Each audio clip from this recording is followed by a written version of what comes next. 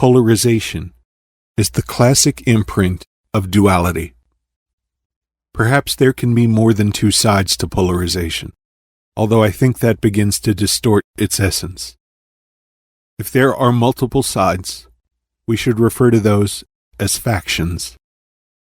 Polarization should be reserved for the fundamentally opposing scenario, where there are two.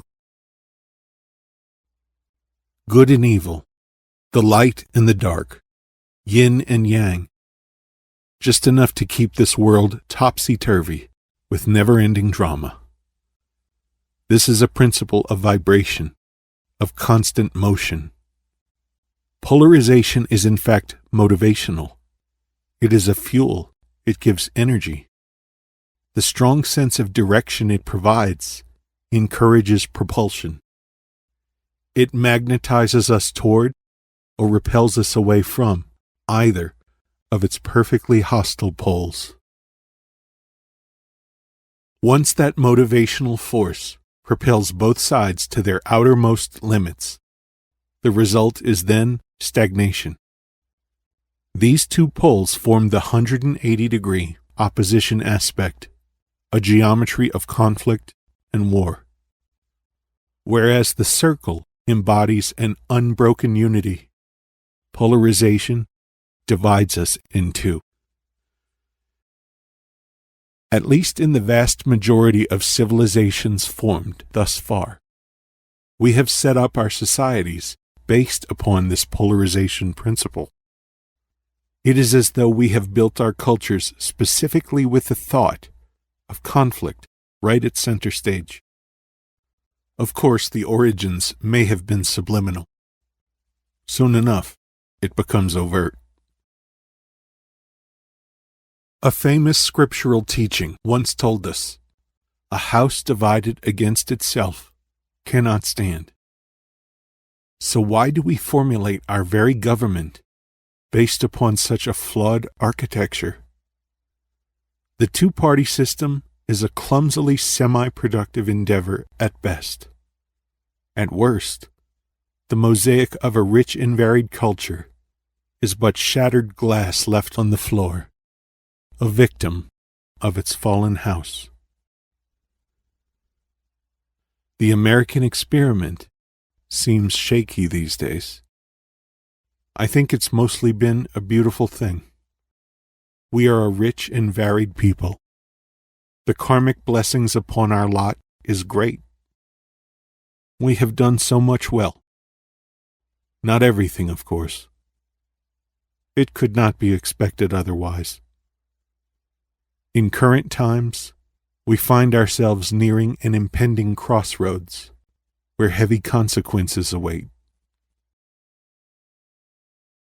It is certainly high time for some significant reinforcements, restructuring, even redesign.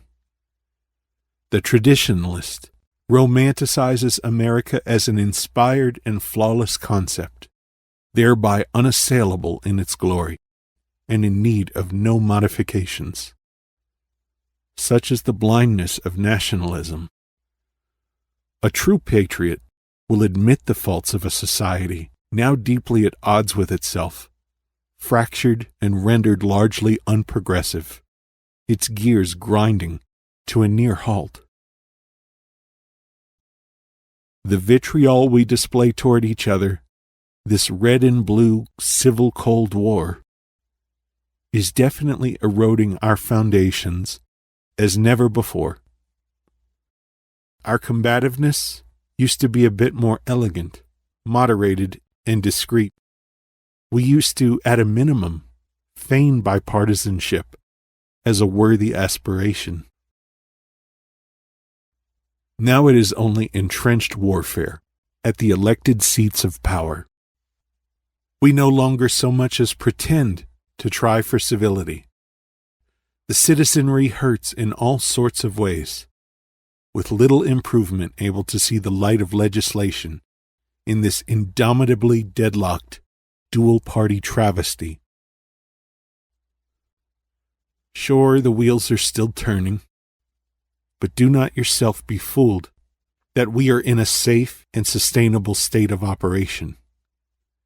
Real reform is required now, as we have hit the ceiling. We need brainstormers and creatives of the highest order. The pioneering initiative that once founded American principles must be rekindled and ratified in leading youthful minds. We must understand in our depths that the conservative and the liberal are but two poles, each utterly imbalanced, without the other's correction. Yet we never land in the middle. Our wild swings from one side to the other every handful of years, rather than maintaining a more balanced governance throughout, is repeatedly uprooting and nearly nullifying any progress we could solidify as a united people. Are we the United States or the divided states? Pardon the hyperbole. We must get back to a more universal respect for each other. I know that's quite a platitude, but what else is there?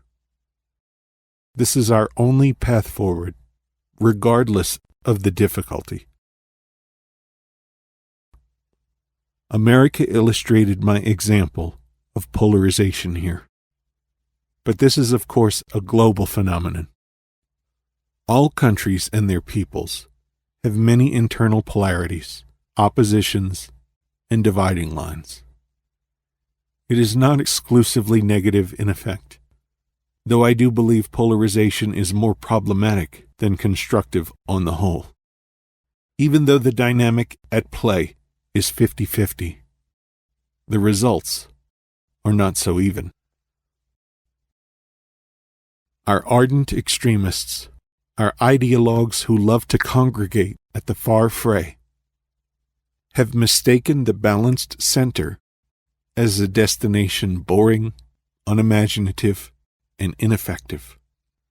They see things in those big, bold primary colors. Nuanced pastels are not for them. But what if the truth is understated? Why do you think there is so much ambiguity regarding truth? The truth is, it is not so obvious. So extremists miss the point, which remains its center. Good luck reaching them, however. They tend to be militant in their zeal and will judge you harshly for not joining them in their outer orbit.